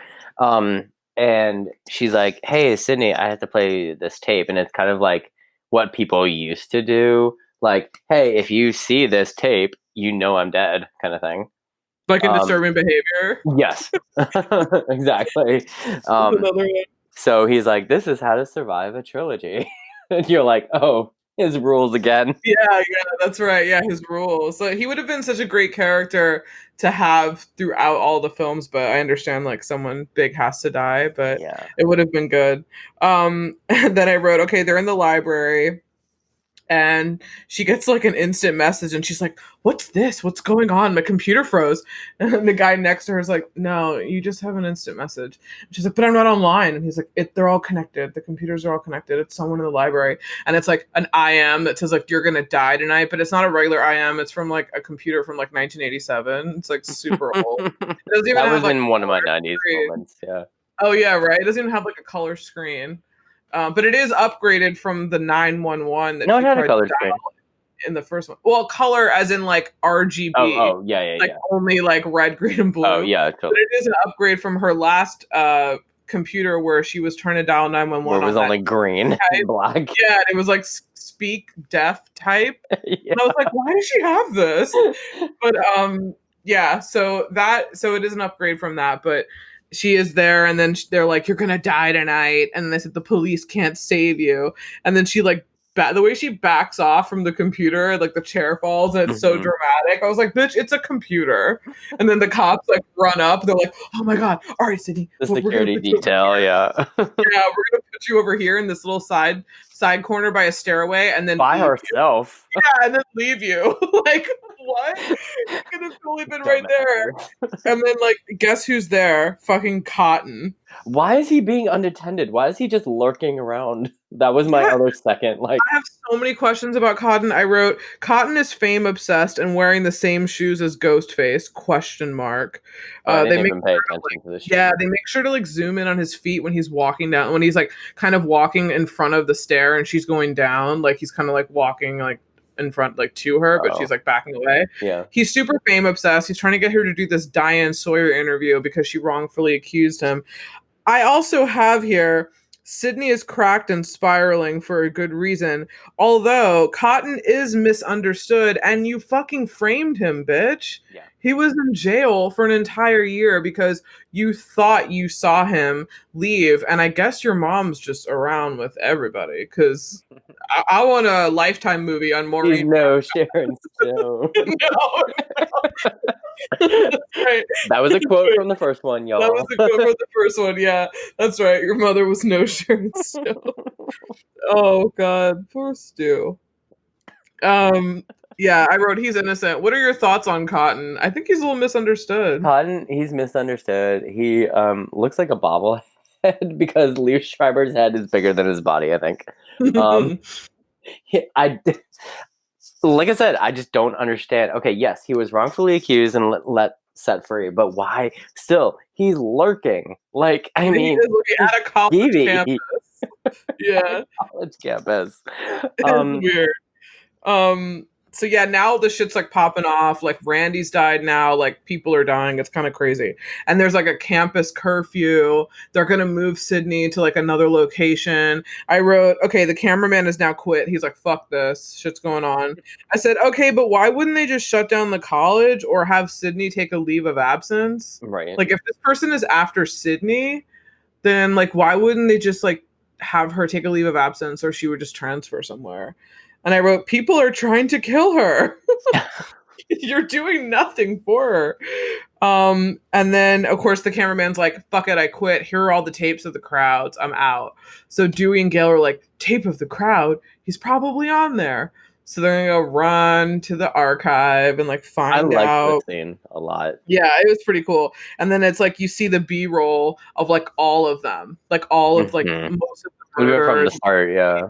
Yeah, you see that like someone was there, and then you see Ghostface like up in like the auditorium bit, and this huge chase ensues. That scared the shit out of me. I remember when I first saw it. Totally did. And then I said, "Oh my God, Gail totally leaves Dewey. Like Dewey, like fell actually in the auditorium because of his balance. I think like because he was trying to run down the stairs, but they're like those lecture halls where there's like no rails."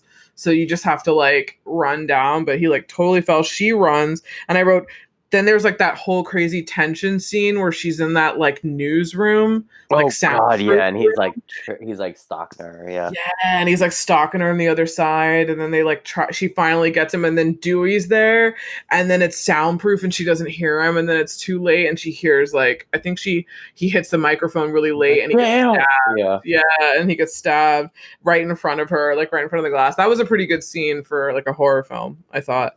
Oh yeah, definitely. Yeah, where it's like right on the glass. That was another shed tear moment. I was like, "Oh my God, Deputy Dewey!" I know. I was like, number 5, Deputy Dewey left for dead. And then I said, "Where are the now the cops are taking Sydney out of town?" I said, "Where are they taking her out of town?" Question mark. Like, is she still going to class? She has that drama play coming up. Like, that's really confusing. So Derek says bye to her. He's like, blah blah blah. Like, you're leaving, and she's like, "All right, I'm gonna go." And then his frat bros come and like haze him for taking the letters. I wrote, lame, get rid of him now. Yeah, that scene was kind of like, bleh. Yeah, right. That had nothing to do with anything. I wrote, okay, the cops are super weird in the car when she's like, hey, where are you guys taking us? I think Hallie and Sydney are going to get taken away. And they're like, where are you guys taking us? And they're like, yeah, when like, if we tell you, we'd have to kill you. It was like, oh my God, it's them. All of a sudden, Ghostface comes in through the windshield. Yeah. Wait a minute. Like, again. I was like, what the fuck is this? Again, these doors, windshields, like, they're really fucking sensitive. Yeah, I wrote, okay, Ghostface is pretty savage, shaking out 2 cops with just a knife.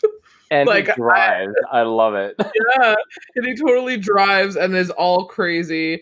And another fucking crazy scene where they crash the car and they have to get out and the doors are all locked and blocked and they have to crawl over him. Oh, I remember in the theater being like, oh yeah, oh my God. So I'm so scared. Yeah, because they climb so slow. Like, and I'm like, Ghostface has this perfect opportunity to just like lift up the knife into her stomach. But I wrote, sliding across Ghost in the car, the tension. I was like, Sydney can't from the outside. She has to crawl. Couldn't she break a window for her roommate? If he could break the window that easily, killing the cop, she could easily break the window getting out. She didn't have to slide over him. And then they both get out, thank God. And then she fucking goes back. She's like, I have to find out who it is. I was like, bitch, you should have ripped it off after the girl got out. Why did you go run up the street and then turn around and go, I have to find out who it is? And you could have saved your roommate. I said, oh my God, she's going back, and she gets Hallie killed because he comes up from behind her. Number 6. That's what I have wrote, number 6. And I wrote, oh yeah, Gail. We're back to Gail. Gail's like still running around that film school. And then she runs into Cotton, and he's got like blood all over his hands. And I was like, it's all fucked now. I was like, Debbie Salt is outside of course. And she's like, oh my God, call the cops. Like, this guy's fucking crazy. It's Cotton Weary. And she's like, oh, Cotton Weary. And she's like, oh my God, like, I've got a story. And then Sydney, it goes back to the theater. I don't know why, from the cop car. Yeah, I mean, why of all places go to the theater? Yeah, I don't get it. It's not like it's opening night. It's not like there's tons of people there. There's a citywide ordinance or campus-wide ordinance where no one can be out. And then she sees Derek hanging up on that like weird crucifix type thing. He's hanging up, and I think didn't his frat bros put him up there? They must have. Yeah, and then I think there's holes. It's not explained. Yeah, there's holes. Yeah, I don't know if Ghostface put him up there. I know he had all those cuts and stuff on his chest. Like, it looked like burns, like it was from the Ghostface. Like, it was. No, that was from the hazing. I guess. Oh, that was from the hazing? I think so. Okay. I think that's from the hazing. Hazing's fucked. I don't even know. Yeah. So then she tries to untie him, and then she hears like, I think she is like, Derek, and Derek's like barely alive, and he's like all like, and then she hears like, oh, maybe it was from Ghostface. Yeah, that's never explained. So yeah, we never know why. And then we get the big reveal where we find out it's Mickey. It's fucking Mickey, and he looks, AKA Timothy Oliphant. He looks so hot when he takes off the mask, blood and all. I don't care. He just, AKA the freaky Tarantino film student. And I wrote, the big reveal, Mickey, and then he tries to make it look like Derek was his partner. And he's like, Derek fucking left my ass, and I had to do all this myself. And she's like, literally, Sydney has lost her mind, and she like can no longer trust any men because men are trash. And she's literally just like, oh my God, everyone's fucking turned on me. Randy's dead. Like, Randy's the only one who's been truthful from the start. And like, he's gone. So she's got like fucking no one to really like, oh, what am I gonna do? Then I wrote, then he shoots Derek when we find out that that's not the case, that Derek was, and she just like, he shoots him straight in the heart, right? Oh yeah, that was like, he's out. Like, I was like, yeah, oh my God. Yeah, Mickey's, I guess, stolen that cop gun. That's how he got the gun. And then I wrote, then he has his whole big huge scene how his whole reasoning was like to blame the movies, which is pretty crazy. I was like, it's pretty spot on, where he's like, I'll have the Christian Coalition paying my legal fees. Like, Bob Dole's going to be on the stand as my witness saying that like the movies have made me more violent, but he's actually just really crazy. But he just, he's just like, what? And then he's like, I got to do this with a partner. You didn't think I couldn't do this with a partner? All of a sudden, Gail walks in, and she's like, of course, Gail. Of course it's you. Yeah, I knew it. And then she's like, and then all of a sudden, like, this woman walks out behind her, and it's fucking Debbie Salt. And it's the best when Nev Campbell goes, Mrs. Loomis? Right. And then we get the best line of the entire film. It can't be. I've seen pictures of you. Billy's mother. I mean, I have loved that line for some reason, all these years, we've always alluded to Billy's mother. Billy. It's just such a funny line, and the way he does it, he looks like he's like howling at the moon. I would love to interview Timothy Oliphant, and I would literally be like, my favorite thing you've ever done was Scream 2. Like, and you're like, did you read that line that way? Were there outtakes? Did you just do it like that? Or did they tell you to do it a certain way? Because it's great. And then he's like, you gotta have a trial. And then, which is really funny that I alluded that to like when Stu goes like, you gotta have a sequel. Cause these days, baby, you It's gotta all have a about the sequel. sequel. Yeah, it's all about the sequel. And Mickey literally says like, these days you gotta have a trial. It's all about the trial. The Because trial he's is like, gonna people love rock. it. Yeah. Yeah, that I have the trial is gonna rock. And then Debbie's just like, oh, whatever. And then she shoots Mickey. I know. She's not. She doesn't even blink at all from this time going forward. It's fucking I creepy. think her Mickey is eyes number just keep 8. getting bigger and bigger. Yeah, I wrote never blinks ever. And then she talks about all these different deaths. And I like her quote where she goes, Randy spoke poorly of Billy and I got a little knife happy. Yep. She talks about like, it was your mom who was running around with my husband. And I was like, okay, side point, it kind of was Sydney's mom's fault. Like, she kind of was hoeing around, it seems, and And you knew find he out was that married. and you find out that more in Scream 3 too. Like kind of like about her back history of how whore she was. Yeah, I was gonna say like not to slut shame, but to slut shame.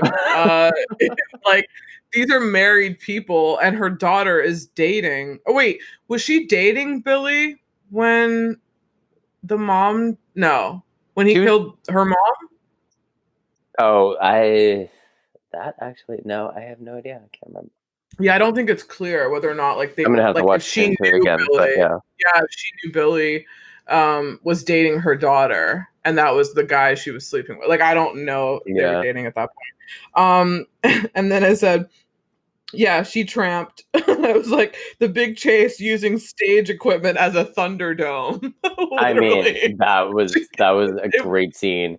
it's pretty epic. I have to Side say. note, I loved I'm gonna call her Debbie Salt, Mrs. Loomis, whatever.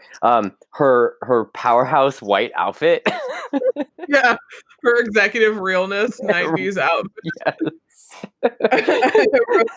I wrote Debbie Salt has 9 lives. This reminds me of that show Nickelodeon Guts. Oh my Do you god. remember? They had to climb up the mountain and they had like rocks falling down, Or and she like Temple, what is it? Temple? led into the hidden Legend temple. of the Hidden Temple. That's totally what it reminds me of. She was like fucking flying. I wrote Debbie has 9 lives, and I wrote Cotton. He's back again, and he just like pops up. Cotton's just fucking everywhere. I don't know where he went the first time. I guess Gail ran off from him with the blood, and then we just didn't see where he went. It's like Dewey and Cotton throughout this whole they must have like super hearing and they just like pop up where they hear like the most commotion. Literally. And then Debbie Salt is like pops up, comes back and holds Sydney, and Cotton's on the other side, and he's just like, it's literally like a struggle. Like Sydney's like, dude, fucking shoot her. She's crazy. She's gonna kill me. She's literally like been killing all these people. And then I wrote, wow, this is it. He bargained Sydney's life for a fucking Diane Sawyer interview. Like he literally sits there and says, so if you do this interview, I'll let like kill this woman for you. And all I was she like, says is what? consider it done, and that's like seals the deal. And I wrote, what the fuck? And then I wrote, then of course everything he shoots Debbie and like kills her. And I wrote, they always come back. Mickey pops up, of course. And he like really pops the fuck up. He doesn't just like, his head doesn't pop up. He like fully like zombie pops up. It's like they put this like invisible gurney behind him and was like, whoop. Like, launched him up. Launched him up, yeah. I know, it's really funny that he just pops up and then they like shoot him, and then I think Sydney kind of savagely goes over to Debbie Salt and like shoots her when she doesn't have to because she's already dead. It's both no. Oh, it's just Sydney. No, it's just Sydney at that point because like Yeah, because they look and at her. Yeah. Mm-hmm. They look at her like, whoa. And she's like, just in case. I was like, wow. Sydney doesn't give a fuck. She's like totally John Wick now. She doesn't give a fuck. And then I wrote, Dewey survived. And the cameraman is back now. Why? Yeah. Like the cameraman pops back as all the shit's done. And he's like, hey, I want to like help film with you. And Gail sees Dewey. It's just like, it's safe to come out now. Okay. Yeah, like he comes out. And then I wrote, So she leaves with Dewey. They're gonna go off in the sunset together. And then I wrote, so Cotton now has fame, all he ever wanted. Sydney's like, he's the one who saved our lives. And then I wrote, Sydney's back to pensive walking across campus, ends with Soul Collective song. I mean, That's literally it. oh yeah. Yeah, isn't it Collective Soul? Isn't that the The single riv song? I can't sing, but it's like the river shall rise or something. Yeah. Yeah, I think it is I like the yeah. soundtrack. It's a great soundtrack. Yeah, what is it? What's the soundtrack? What the soundtrack notes do you have? I didn't write anything down besides Dave Matthews Band, Nick Cave, that Red That Right Red Hand Right song. Hand. I mean, that's Ghostface like theme song, and it's on every Mhm. soundtrack. I think the only time it changes some of the lyrics or has additional lyrics is the third or fourth uh, album Oh, soundtrack. okay. Yeah, there's like some additional lyrics to it. Yeah, um, Cool. What but do I you have have for your theme and like all those notes? um, I mean, just to add some additional soundtrack, it's like Cottonmouth Kings, Sugar Ray, Oh, yeah. D'Angelo, Foo Fighters, Everclear, um, the pretty norm like horror band horror bands to go to, I guess. Yeah, well, this was back in the day when soundtracks were like a big money maker. Oh Where yeah. like the soundtracks were like just as people bought the soundtracks after they saw the movie. hmm So Um, before they could buy the film, so it was a but big the deal. theme and mood I have is like just slasher comedy, poking fun at sequels while being in a sequel. Yeah, I know. That's what I wrote. I love the old frat houses and dorms. hmm Like I just love the buildings. And I wrote, yeah, it's supposed to be Ohio, but it feels very much like small town college. Like I like the location a lot. It's really cool. Yeah, I mean it's supposed to be Ohio, but it was filmed, like I said, in like parts of California and Georgia. Yeah. Yeah, yeah, that's what you said. Ooh, what do you have for fashion? For fashion, it's still very 90s, even though it's like later in the 90s. Um, Mm-hmm. both Sydney and Gail. I kind of split it up into like hairstyles and fashion. Oh yeah, what are your But my hairstyles? hairstyles are like both Sydney and Gail's characters. They both get like these little bob short haircuts. Um, Oh yeah, they do. Gail has more of like the edginess with the red streaks in her hair. Nice Um, streaks. nice streaks. But Mm-hmm. Sydney has like just brown short hair, and it's just like her evolution of growing up, I guess, the next year. Yeah. Um, the men have like spikier hair, not necessarily like hair changes or hair color Yeah, changes. Mickey has spiky hair. Derek doesn't. Oh, He Derek has has that that long, mop. That's right. preppy. Yeah. Yeah, he has that like long, preppy hair. Um, like Portia de Rossi and Rebecca Gayhart's characters. Her eyebrows. The Portia, eyebrows are Portia de like Rossi's killing me. I'm just eyebrows. like, I want to pluck them. I want to I just know. give them a different color. But that was like the in thing I saw on a No, lot of not girls. No? really. Well, now girls aren't Well, plucking their eyebrows as much. Back then, it was way more about tweezed eyebrows, was it? like having them pretty thin. Yeah, in the Oh, 90s, yeah. I guess so. I don't know about late. Maybe they started to grow. Maybe people started to grow them out more late 90s, I but thought that 90s is was the always. style, but you No, I think hers was pretty weird know. at that time. Now it's not so weird because people just don't pluck them anymore. Because now it's all about like having thick brows because people plucked them for so long. Oh. Um, but yeah, I think hers was kind of like it looked. I thought it looked kind of weird on her. Mm-hmm. Like it looked kind of But then I kind of dipped into like the actual like clothes, like Sydney's denim jacket, which is I love. I think it's like one of my favorite my favorite things that she wears during I the like the film. brown jacket. The brown is that Brown like leather or leather? I couldn't oh, it tell the might be difference. leather. It Um, looks like it's supposed to be leather. but like they're short, and that was like the in style back then. Especially like one of my favorite outfits that she has is the where when she goes to the sorority party, it's like a black uh what is that, like a black shirt, but it has like a sheer top to it, and then Oh, it has the yeah. denim jacket over it. Yeah, you're Which right. That one is I pretty cool. I've seen a lot. I remember seeing a lot of that combo, and then like Gail's wardrobe is very 90s, like pantsuits, Uh-huh. power suits, even with like Mrs. Loomis, aka Debbie Salt. Um, They're not like the big shoulder pads. They're like mini shoulder pads. Hmm. One of my favorite jackets that Gail wears is the black one with the white stitching on the shoulder. Yeah, I like that I too. fucking love that jacket. It's amazing. But that's pretty much what I had. I mean, I saw some UFO pants that some guys were wearing still. Oh, like in the background. Yeah, in the background. The when Brave Randy pants. was getting killed in the van, when the group of kids come around with Oh, with a the boombox, boombox.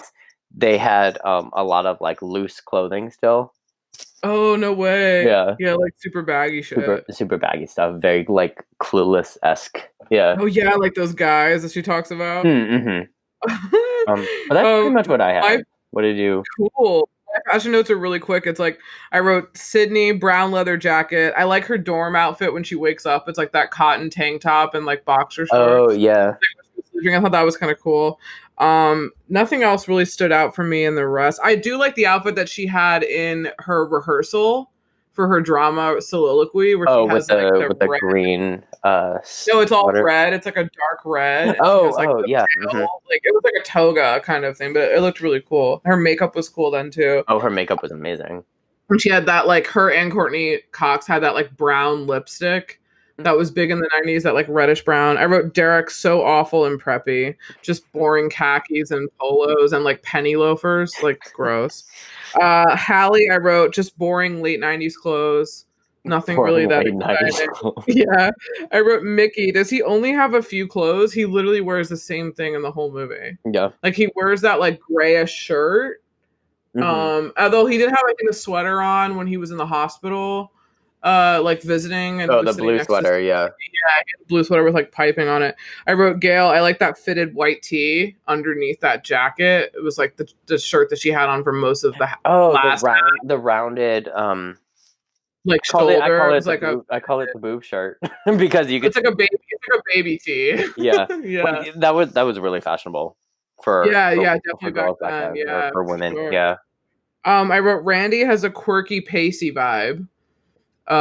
With his clothes. Pacey being Pacey from Dawson's Creek. But I guess this was first. But I kind of feel like Randy and Pacey have a lot in common. Yeah. They just kind of seem like the same. Dewey, I wrote beige jacket, polo, khakis, blah. Debbie, stylish white suit. That's one of Like my favorites all too. white. That's Yeah. pretty, yeah, that's pretty Even the nice. shoes, like Yeah, it's cool. my She looks good. I don't know what you call those shoes. I know they have a name for it, but I know my mom had those in black. Like the pumps. I guess they were just Were pumps. they pumps, but they were short? They Yeah, were like they weren't really tall. They weren't like stiletto but she pumps. used They were those a like lot for block. her because my mom, she was she's a child and family therapist, but she was also a what do you call those people that are they sell houses? Real estate Real agent? estate agents. Thank you. But she had a lot of like powerhouse pantsuits for that job. Oh, Yeah. cool. Yeah, that's all I have for fashion. Do So, you have what are any? your? Oh, go ahead. Oh yeah, what? Do you have like outstanding performances? Let's see. I really think that Timothy Oliphant did a great job. Yeah. I think he hadn't been in much. The first thing he was credited in was in First Wives Club when he played Who's that he in that Oh, he was the he director was that the was director. supposed That's to direct right. Goldie Hawn, yeah, in that play or like a movie or something. I That was like see. his first credit. Yeah. So this I thought was pretty good for it to be like one of his things right before he did Go. That's right. And then he did Gone in 60 Seconds, and then he like got a lot more work and stuff. But I really liked him in it, and I also really enjoyed Courtney Cox. You got a lot more Gale in this season Yeah, in this sequel. Yeah. yeah, I like Gail. I think she's a really cool character. I think she's like kind of misunderstood but cool. I don't like Sydney's character that much. I feel like we don't really know. She's honestly not in a lot of scenes She's not very developed either. which is Like her. weird because everything is supposed to be centered around her, you know. Mhm. So it's weird how they did that. You got more Gale, you got more Timothy, Got more Cotton. you got more Cotton, which Yeah, is cool. Cotton just kept popping up. He was in with the third one. He's He's in in the the third. third one, and I think I have to watch the Didn't he third one die? again. But yeah, Yeah. he's in the opening sequence. But I think he was part of the movie making, like the stat. Oh yeah, when people were like Like dying on that set. I think he and Gail like started to work together. It was never really Yeah. explained, but yeah. What did Um, you think? hmm? What Oh, did with you think? Do you outstanding have any performances and stuff. yeah. Yeah, like I said, I mean, Sydney is always going to be my favorite character. I love Nev Campbell in anything she does, but yeah, you got more Gail, you got more Dewey. Um, Mm-hmm. which I mean, yes, some of those scenes could have been cut out between the two of them, but Yeah. um, I They don't just care. played it really hard, I think, because they were like going out and Yeah, stuff. I mean, I'm super happy that Scream 5 is coming, so like we'll see what their on-screen relationship is because they're divorced in real life. Yeah, I Um, know. so that's going to be interesting, but like, hey, they're there for it, so that's Yeah, I awesome. think they're stoked about it though. They've Yeah, been divorced for quite a while. three So they're years, probably like, something is like it that. just 3? I think so. Yeah. Oh, okay. I thought they were divorced longer than that. Mm, uh 3 or 4, yeah, but Okay. I honestly didn't care for Mrs. Loomis. I mean, you're not supposed to, um Yeah.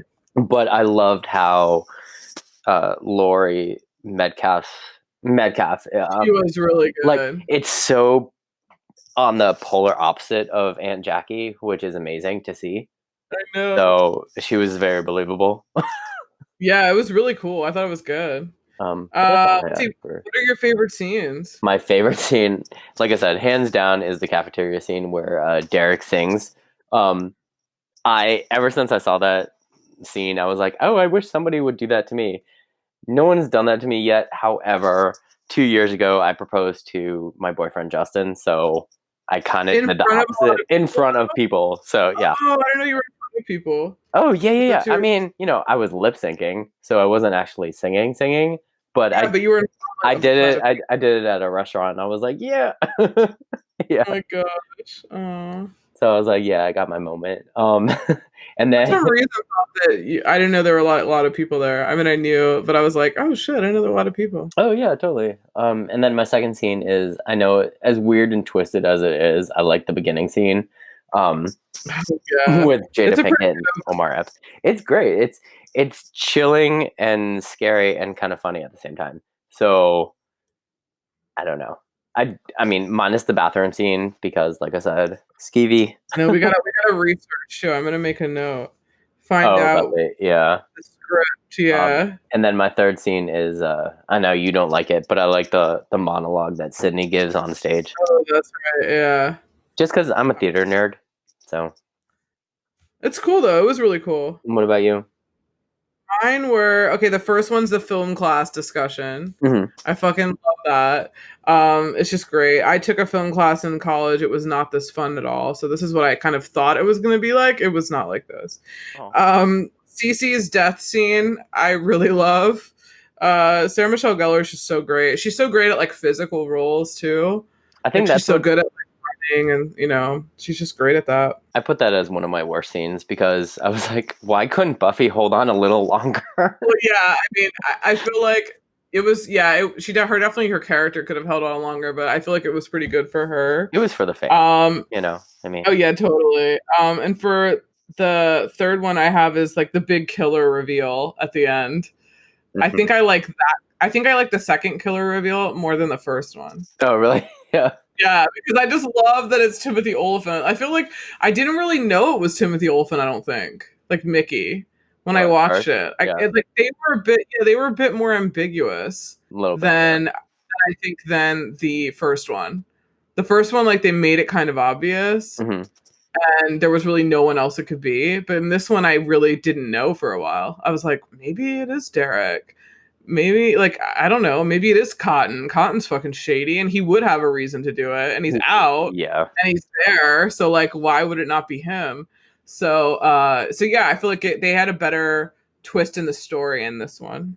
What are your I worst? don't have any worst scenes. Only worst scene I would say.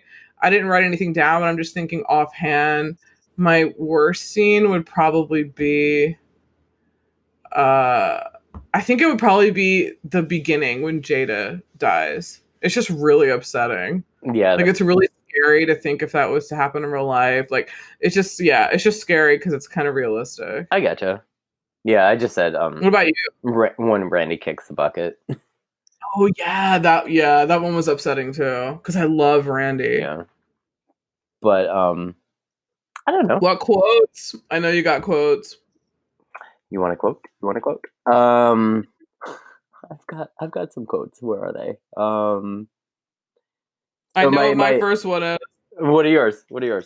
Billy's mother. And, I'll do three. Billy's mother, nice streaks. I love that. And then I have the one I said earlier. You want to be one of the big ones? Manson, Bundy, OJ.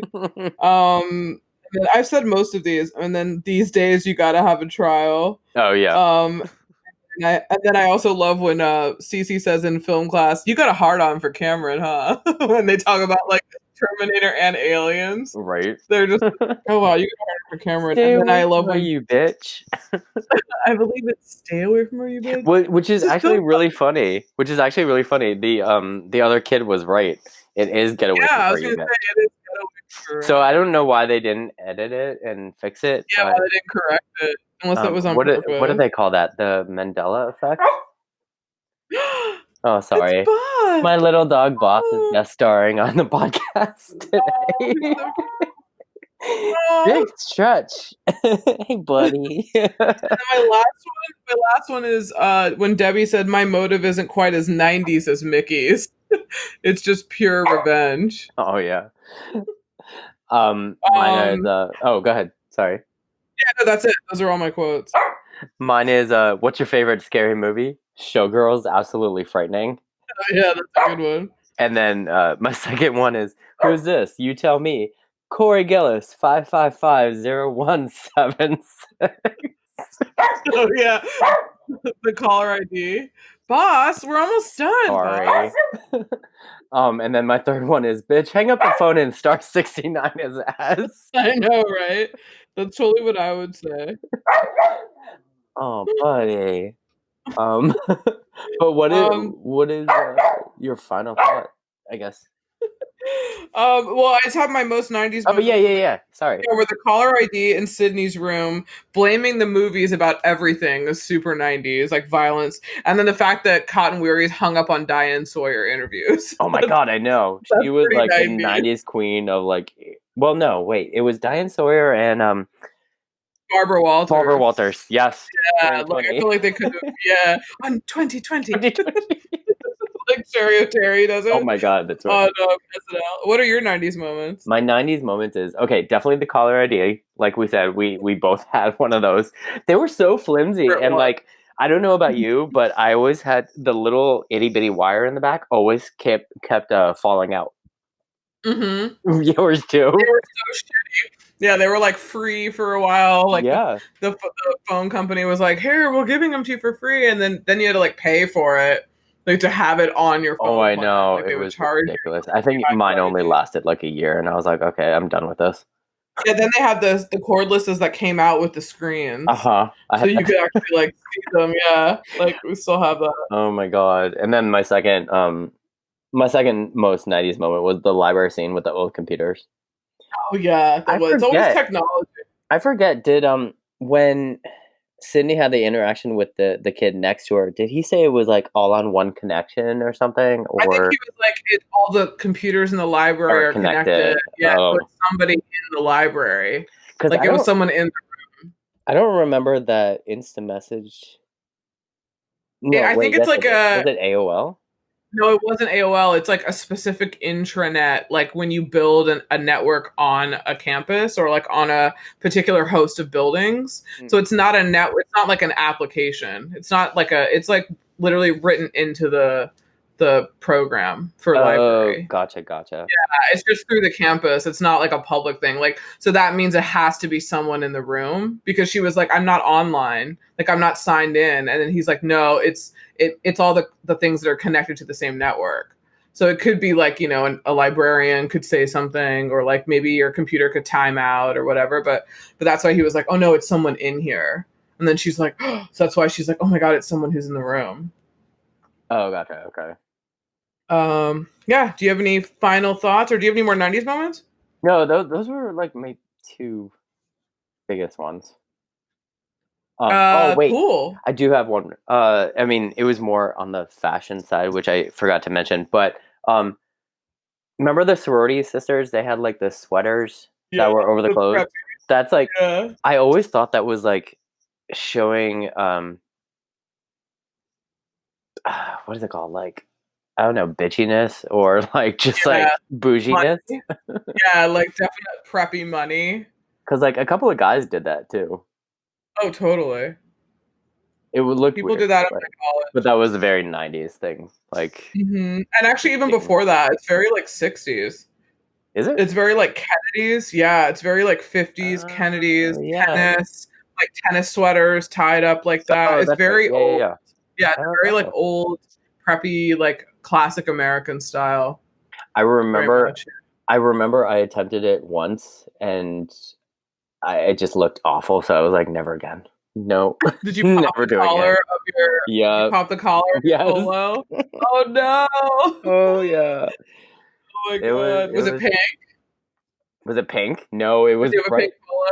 It was a lime green shirt. Oh I have a shit! picture of it somewhere. I have to show it to Oh my you. God. That's Yeah. really funny. Um, So yeah, what are your final thoughts? where is it? My final thought is don't go answering other people's phones that don't belong to you. You never know who's on the other line. Amen. I also have great sequel, and always run out the front door and never go upstairs. Right? Never go I mean, do on these people level. not learn? Even in 2020, there are movies with stupid people going up the stairs. Big-breasted girls who are going up the stairs. It's insulting. Yeah, it's insulting. When she should be running out the front door, it's insulting. Oh my God. Oh, so it was so great. Oh, I'm so excited to reach the end of the episode. I know we had a I hope little bit of a technical difficulty. We had my dog barking his ass off. Boss has made an appearance, so hey, boss. I did have some questions though. Oh yeah, what are your questions? I forgot to ask this earlier, but I've got 4 little ones. Oh yeah, My first one is why all of a sudden is the light shining from the police station window right after the party scene? Because that was never explained if they were there all night or Oh yeah, is it just bright? I don't know. that is kind of weird. And then why is Cotton oh, I already said this. I was like, why is Cotton already like unattended in the library? Unattended. Unattended. Like he's a with the cred he has already, and yes, he was like exonerated, but even though still. He wants an interview. And then at the end, how the hell does he have business cards? Oh, that's right. He like Out of nowhere. It's like he's like, call me if you want an interview. What? Yeah, I know that's right. You just conveniently have a business card with you. The 90s were like kind of a bitch to make. It wasn't like how they are now, where you could like make them online. It was kind of like you went out of your way, right? Like to make business cards. Right. And then one of my biggest questions of all is when Hallie gets stabbed in the alley. She gets stabbed in the chest, right?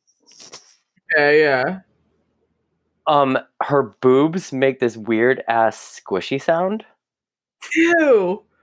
Really? And it sounds like rubber, like if you're rubbing 2 balloons together. Ew. So does that mean she had fakes? I was gonna say, are they implants? Are they implants? Ew, how or does weird. is that like a men's theory of how boobs sound when they're I hope. I was laughing my ass off at the same time, like cringing, and I'm like, what the fuck kind of sound is that? I mean, it's played in like a lot of films that I see, and I'm just really? Well, not a lot. I shouldn't say a lot because that.